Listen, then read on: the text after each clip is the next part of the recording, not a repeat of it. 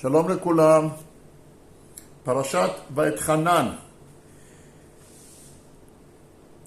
בתמונה פה למעלה זה רבנו חיים גרנמן, זכר צדיק וקדוש לברכה, שהחזיר אותנו בתשובה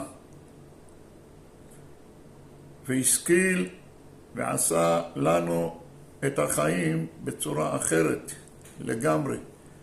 ברוך השם, כל משפחת כהן בראשון לציון וכל מי שמסביב לה. אנחנו נדון על פרשת ואתחנן.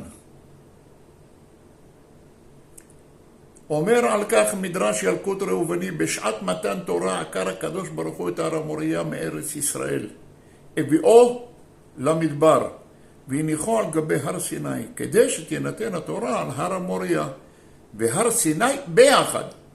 ולפי זה מובנים דברי בעל התורים, שפרש בתחתית ההר והר סיני מלמד שנתלש ההר ממקומו ונעשה כהר על גבי הר. כלומר, שנתלש ההר הוא הר המוריה, שנתלש ממקומו בארץ ישראל ועמד על הר סיני כהר על גבי הר. ואם כך נשאלת שאלה נוספת, מהו עומק העניין?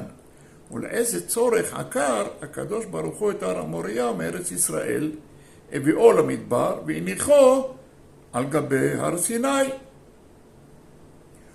אומרים על כך חכמינו זיכרונם לברכה, הקדוש ברוך הוא הרכב את הר המוריה על הר סיני כדי להורות לנו שצריך לעסוק בתורה דווקא מתוך מסירות נפש, שהרי הר המוריה מסמל את מסירות הנפש של יצחק אבינו, כשהסכים שאברהם אביו ישחט אותו, כי בלא מסירות נפש אין התורה מתקיימת, כדברי ריש לקיש. זאת התורה, אדם כי ימות באוהל, שאין דברי התורה מתקיימים אלא במי שממית עצמו עליה, מוסר את נפשו על התורה. וזאת הייתה גם כוונת דוד המלך כשאמר, אשא עיניי להרים מאין יבוא עזרי.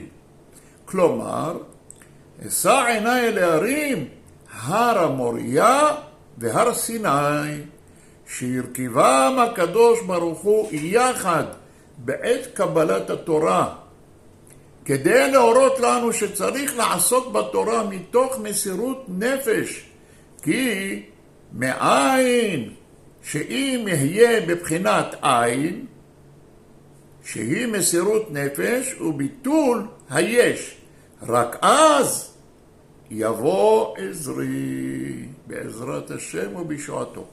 כעת מובן לנו היטב מדוע חייבים אנו לזכור את מעמד הר סיני, כמו שכתוב, רק ישמר לך ושמור נפשך פן תשכח את הדברים, יום אשר עמדת לפני השם אלוקיך בחורב.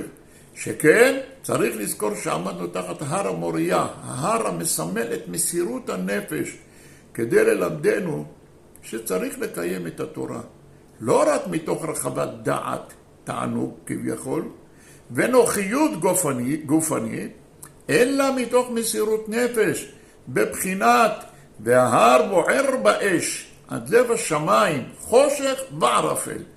דהיינו, גם בזמן האש הגדולה, כאשר אלפי רבבות יהודים הושלכו ונשרפו על קדושת השם יתברך, וגם בזמן החושך וערפל, בתקופת הגלות החשוכה, צריך לקיים את התורה ולעבוד את השם במסירות נפש, בבחינת הר המוריה, ששם מסר יצחק את נפשו לשם בשעת העקדה. תבורכו מפי עליון, חזקים וברוכים תהיו לשם.